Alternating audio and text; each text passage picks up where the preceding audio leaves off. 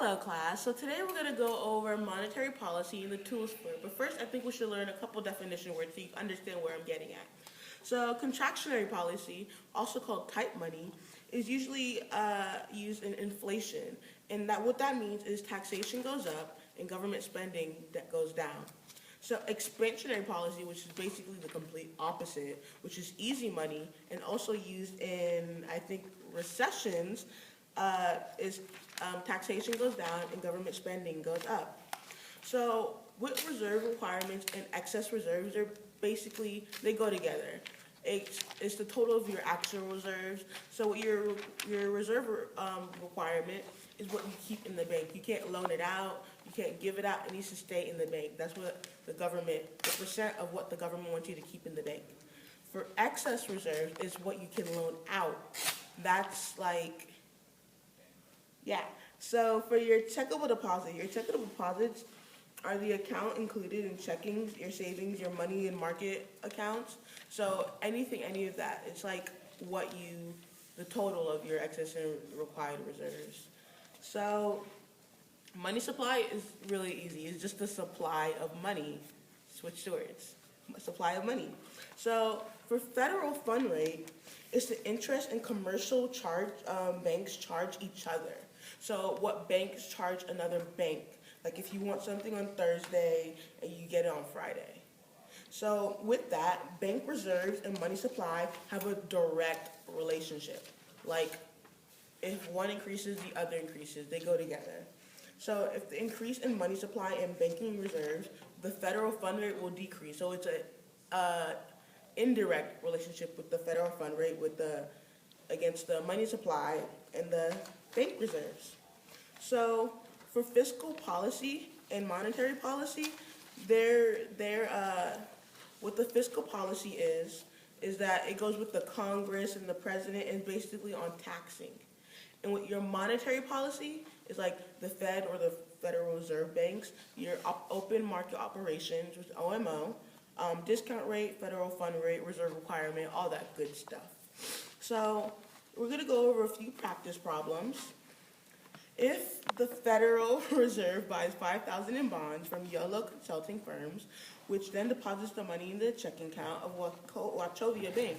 So Part A says, as a result of the Federal Reserve action, what is the change in the money supply if the required reserve ratio is 100%?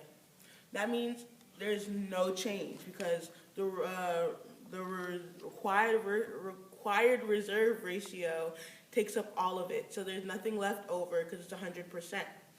So in Part B, if the required reserve ratio is 10%, we find the maximum amount of the money that can be lent out and deposit, which is your excess reserves, and the maximum increase in total money supply if the Federal Reserve purchases of the bonds. So what you're going to do is you're going to multiply your 10% of your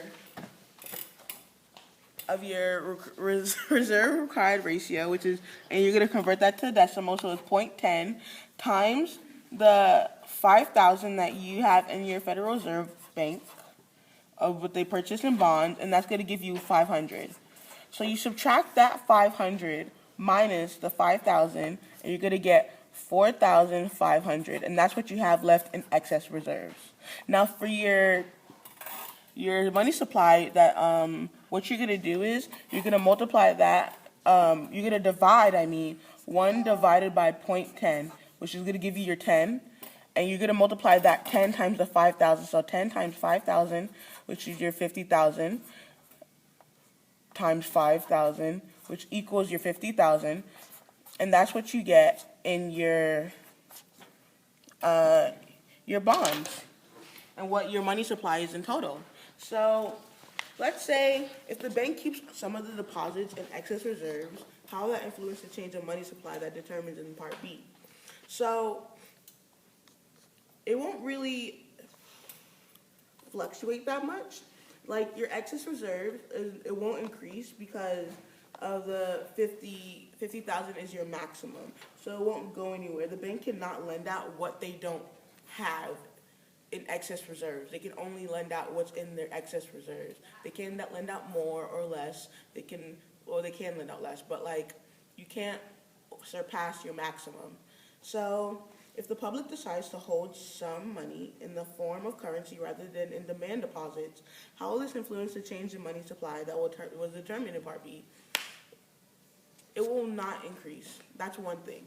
It can't increase because the demand deposit, the banks cannot receive the maximum amount of the new deposits in the reserve from which they would make out the loans. So it can't increase because like they didn't make up to that amount, if you get what I'm saying. So if you have any questions, please contact me on my blog. If you have any more things, then tell me. Just if you have any more questions, that will be fine with me. So thank you for listening. Have a great day.